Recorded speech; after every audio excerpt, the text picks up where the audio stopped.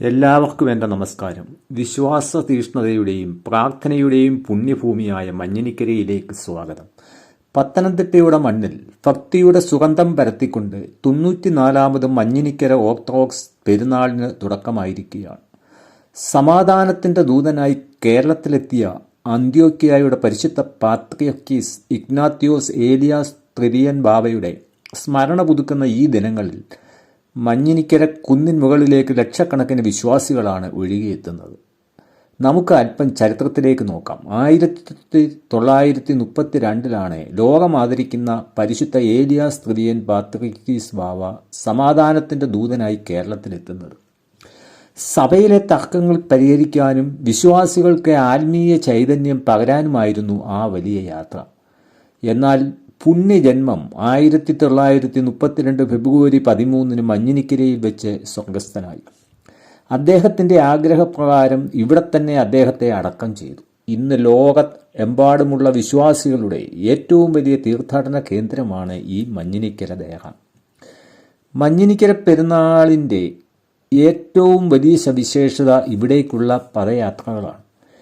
കിലോമീറ്ററുകളോളം ദൂരം കാൽനടയായി കഠിനമായ ഉപവാസത്തോടും പ്രാർത്ഥനയോടും കൂടി മഞ്ഞിനിക്കര പുണ്യവാളൻ്റെ സന്നിധിയിലേക്ക് എത്തുന്ന ലക്ഷക്കണക്കിന് ഭക്തർ ജാതിമത ഭേദമന്യേ എല്ലാവർക്കും അഭയം നൽകുന്ന ഈ പുണ്യസങ്കേതത്തിൽ വന്ന് പ്രാർത്ഥിച്ചാൽ മനസ്സിന് വലിയൊരു ശാന്തിയും സമാധാനവും ലഭിക്കുമെന്നാണ് വിശ്വാസം.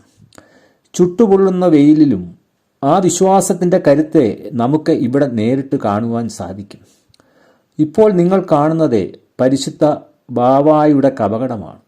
ഈ കപകടത്തെങ്കിൽ മെഴുകുതിരി തെളിയിച്ച് മനമുരുകി പ്രാർത്ഥിക്കാൻ എത്തുന്നവരുടെ കണ്ണീരും വിശ്വാസവും ഈ കുന്നിൻമുകളിൽ ഒരു അത്ഭുതമാണ്.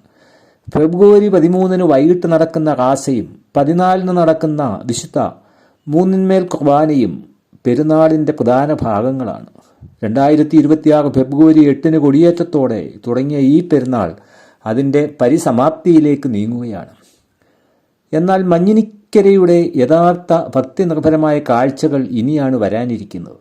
നാളെയാണ് ഫെബ്രുവരി 13 കേരളത്തിലെ വിവിധ ഭാഗങ്ങളിലുള്ള ദേവാലയങ്ങളിൽ നിന്നും കാൽനടയായി എത്തുന്ന ആയിരക്കണക്കിന് തീർത്ഥാടകർ മഞ്ഞിനിക്കര കുന്നിൻ മുകളിൽ സംഗമിക്കുന്നത്.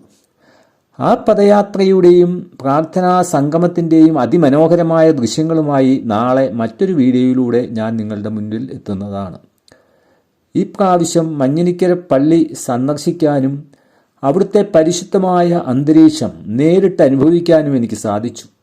ആ അനുഭവമാണ് ഈ വീഡിയോയിലൂടെ നിങ്ങളിലേക്ക് ഞാൻ പങ്കുവയ്ക്കുന്നത്. എല്ലാവർക്കും മഞ്ഞിനിക്കര പുണ്യവാളൻ്റെ മധ്യസ്ഥതയും ദൈവാനുഗ്രഹവും ഉണ്ടാകട്ടെ. വീഡിയോ ഇഷ്ടമായെങ്കിൽ ലൈക്ക് ചെയ്യാനും ഷെയർ ചെയ്യാനും മറക്കരുത്. മറ്റൊരു വിശേഷവുമായി വീണ്ടും കാണാം. നന്ദി.